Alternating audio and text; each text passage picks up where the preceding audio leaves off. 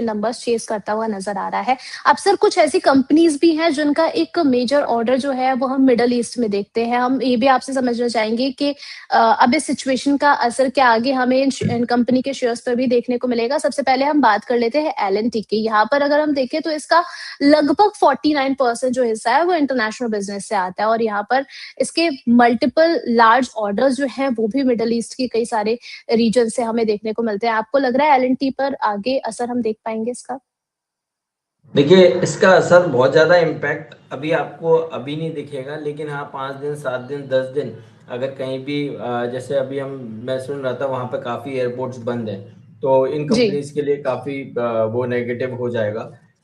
तो आने वाले दिनों में क्या होगा कि जब इस क्वार्टर के नंबर आएंगे उस पर ये इम्पैक्ट देखने को मिलेगा। अभी तो क्या है, न्यूज बेस्ड है, गिर सकता है जी। 5%, 7%, 8%, फिर जैसे ये सारी चीजें नॉर्मल होंगी ये स्टॉक बढ़ जाएगा। लेकिन ये कितने दिन चलता है उसका इम्पैक्ट क्वार्टर नंबर्स पे देखने को मिलेगा, तो वो मार्केट डिस्काउंट करेगा। बट स्टिल देखिए, एल&टी जैसी company, L&T, Infosys, TCS, Reliance, Kotak bank, HDFC bank, ICICI bank, ये वो कंपनीज हैं। एटलीस्ट मैं बहुत ओपनली बोल सकता हूँ, अगर ये मेरे पोर्टफोलियो में है तो मुझे बहुत चैन से नींद आ सकती है। 2-4-5% ऊपर नीचे, 10% ऊपर नीचे हो सकता है, वो तो स्टॉक मार्केट में रिस्क एक पार्ट है। लेकिन अगर इन कंपनीज को आप अपने पोर्टफोलियो में जगह देते हैं, ये बड़े बुजुर्ग का काम करते हैं, पोर्टफोलियो में आपको लगेगा कुछ हो नहीं रहा, लेकिन आपको सुकून देंगे, और जब जब आपको जरूरत पड़ेगी ये आगे आके आपके पोर्टफोलियो को वेल्दी बनाएंगे। तो इसलिए मैं एल&टी के साथ पॉजिटिव हूँ, और कोई भी डिप देखने को मिलता है बाइंग अपॉर्चुनिटी है। 1-2 महीना नहीं, आप 5 से 7 महीने के नजरिए से बाई कीजिए, बढ़िया रिटर्न एल&टी डिलीवर करेगा। चलिए ठीक है, तो यहाँ पर एल&टी जो है वो सर की लिस्ट में जो है पॉजिटिव यानी कि थम्स अप की तरफ है, तो आप इसे बिल्कुल कंसीडर करके चल सकते हैं। बाय ऑन डिप की स्ट्रैटेजी यहाँ पर आप रखिए। नेक्स्ट हम बात कर लेते हैं कल्याण ज्वेलर्स की। सर यहाँ पर अगर हम इसको देखते हैं तो इस स्पेसिफिक कंपनी की अगर हम बात करें तो इसका अप्रॉक्स 12% कॉन्ट्रीब्यूशन जो है वो मिडल ईस्ट से आता है। आपको लग रहा है सर कि कल्याण ज्वेलर्स जो है वो आज भी इसमें 1% की जो हम गिरावट देख रहे हैं, 406 पर है। क्या आगे अच्छा हमें अपने हाई पर ये टच करते हुए कब तक नजर आएगा? मैम देखिए, इतना अगर पेन होता, मैं वही आपको समझाने की कोशिश कर रहा हूँ, व्यूअर को समझाने की कोशिश कर रहा हूँ, इतना पेन होता तो ये स्टॉक केवल 1% ही गिरता। जी। इसमें कम से कम 7%, 8%, 10%, इनफैक्ट ये तो F&O का पार्ट है, इसमें तो लोअर सर्किट लग जाना चाहिए था, बट ऐसा जी। नहीं है, ये पेन दिखाया जा रहा है। तो ये मार्केट सारी चीजें पहले से ही डिस्काउंट कर चुका है। अब समझ में आ रहा है, ट्रेड डील के बाद, इतना पॉजिटिव अनाउंसमेंट के बाद भी मार्केट में रिएक्शन नहीं बन रहा था। मार्केट एक कंसोलिडेशन टू नेगेटिव जोन में ट्रेड हो रहा था, तो उसके पीछे का रीजन ये था। ये सारी चीजें आज अनाउंसमेंट हुई है, आज जो लोग जिनके वीकर हैंड्स हैं वो क्या करेंगे, पोजीशन काटेंगे, क्योंकि 300 पॉइंट, 500 पॉइंट और जिस तरह का माहौल बना रहे हैं, ये न्यूज वगैरह आएंगी, तो लोग वक्त डर के अपनी पोजीशंस काटेंगे, और बहुत जल्द आसपास यहीं कहीं बॉटम बना के फिर मार्केट बाइंग दिखाएगा। तो ये सिनेरियो बनाया जाता है कि जिससे आपकी पोजीशन कट जाए, जो लोग पेन नहीं देख सकते हैं। तो इसलिए मेरा तो जी। ऐसा मानना है कि कल्याण ज्वेलर्स आज के सेशन में जिस करेक्शन दिखा रहा है, ये अपॉर्चुनिटी है, तेजी बन सकती है, 430 तक के अपसाइड मूव देखने को मिल सकते हैं। बाइंग ऑन डिप्स करने की सलाह है, स्टॉप लॉस रहेगा 385 का। चलिए 385 का स्टॉप लॉस आपको मेंटेन करके चलना है। बाय ऑन डिप की आपको सलाह दी गई है कल्याण ज्वेलर्स में। नेक्स्ट हम बात कर लेते हैं केईसी इंटरनेशनल की। यहाँ पर सर इसका भी एक अच्छा स्ट्रॉन्ग प्रेजेंस है यूएई के अंदर, और इन्होंने Q3 में इस चीज को जो है वो मेंशन भी किया था कि इनकी अर्निंग का एक मल्टीपल जो प्रोजेक्ट है उनका कंट्रीब्यूशन जो है वो मिडिल ईस्ट के रीजन की तरफ से आता है। और सर आपको लग रहा है कि Q4 के जब रिजल्ट आएंगे तो यहाँ पर कहीं ना कहीं हमें इसका असर देखने को मिलेगा?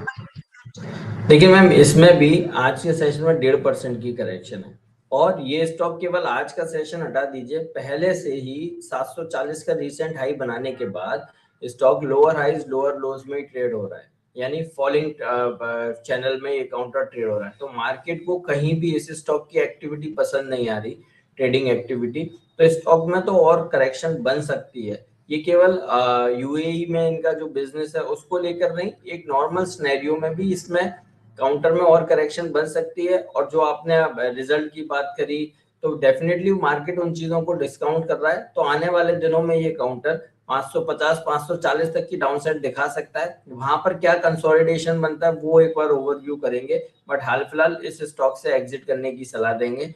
540 तक की डाउनसाइड नजर आती है। चलिए ठीक है, फिलहाल के लिए यहाँ पर इसको अवॉइड करने की सलाह दी गई है। सर नेक्स्ट अगर हम वेलस्पुन कॉर्प की बात करें तो यहाँ पर आपकी क्या राय रहेगी? 813 पर देखिए है आज।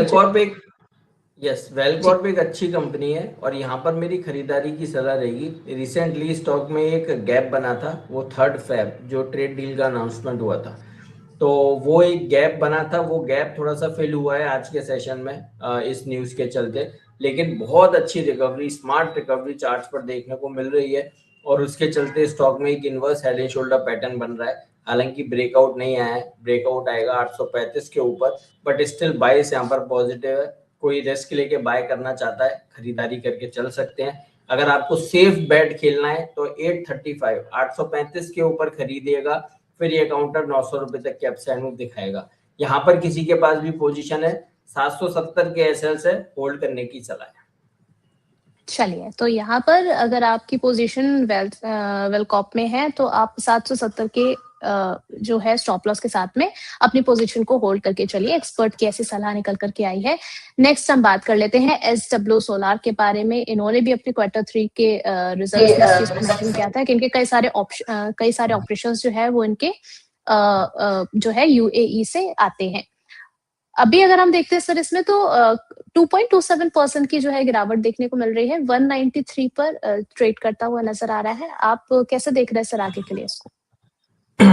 देखिए रिसेंटली जो लो बने थे वो थे 176 के, और अभी उसके ऊपर ही ट्रेड हो रहा है। उसके बाद स्टॉक में 222 224 तक के भी अपसाइड मूव नजर आए हैं। वहां से लास्ट 5-7 सेशन से हेल्दी करेक्शन देखने को मिला है, और आज न्यूज के चलते उस हिसाब का पेन नहीं है। मैं फिर बार बार एक ही वर्ड्स को रिपीट कर रहा हूँ, तो मेरा ऐसा मानना है जो पोजीशन है 176 के एसएल से आप होल्ड करके चलिए, यहाँ से बाउंस बैक आ सकता है। अभी नया बाय मत कीजिए क्योंकि ट्रेंड रिवर्सल के इंडिकेशन नहीं है, बट स्टिल 176 के एसएल से जिसके पास पोजीशन है होल्ड करने की सलाह है। चलिए, तो अगर आपके पास यहाँ पर आपके पोर्टफोलियो में है तो होल्ड करके चलिए, ऐसा मदद सर ने आपको सलाह दी है। नेक्स्ट हम बात कर लेते हैं। नेक्स्ट है वीटेक। सर यहाँ पर आपकी क्या सलाह रहेगी? 1234 पर ट्रेड करता हुआ नजर आ रहा है। 29 पॉइंट्स की गिरावट इसमें देखने को मिल रही है। क्या स्ट्रैटेजी होनी चाहिए मदद सर यहाँ पर? मैम स्टॉक का नाम क्या आपने बताया? VA-TAC।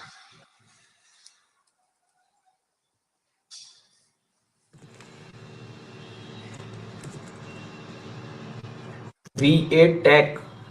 जी वाटेक बाबा बाबा। जी जी। देखिए वाटेक बाबा की अगर हम बात करते हैं तो स्टॉक में भी हायर हाइज हायर लोज बन रहे थे, फिर कंसोलिडेशन हुआ और आज ब्रेकडाउन हुआ है। अभी लोअर लेवल से बहुत अच्छी बाइंग है। देखिए यहाँ पे नया बाय करने की सलाह नहीं है क्योंकि ये स्टॉक 1280 के ऊपर निकलेगा, तभी यहाँ पर स्टॉक में फ्रेश बाइंग देखने को मिलेगी। अभी जिसके पास भी पोजीशन है 1140, 100 रुपये नीचे का एसएल बनता है, लेकिन स्टॉक को काटिए मत, आप थोड़ा सा वेट कीजिए। बहुत अच्छे वैल्यूएशन वाली कंपनी है ये और मजबूत फंडामेंटल्स वाली, तो इसलिए हमारा ऐसा मानना है 1140 के एसएल से स्टॉप लॉस थोड़ा बड़ा दे रहे हैं, 1140 के एसएल से होल्ड करने की सलाह है। नया बाय करेंगे 1280 के ऊपर। चलिए, 1280 के ऊपर आप नया बाय कर सकते हैं। एसएल आपको जो है वो मेंशन कर दिया गया है, तो आप बिल्कुल इसको देख करके चल सकते हैं। अब सर यहाँ पर कुछ क्वेश्चंस भी आए हुए हैं, हम चाहेंगे कि आप उनके बारे में जरा बताइए कि हमारे व्यूअर्स को अब आगे क्या करना है। सबसे पहले पुष्पा जी का क्वेश्चन है, यहाँ पर पूछना चाह रहे हैं कि ITBs में बाइंग स्टार्ट करनी चाहिए क्या सर? यस बिल्कुल, ये अपॉर्चुनिटी है, यहाँ पे बाय करना चाहिए। ITBs में बाय करके चल सकते हैं, बहुत अच्छे रिटर्न बन सकते हैं, खरीदारी का मौका है, बाय करने की सलाह है। चलिए ठीक है।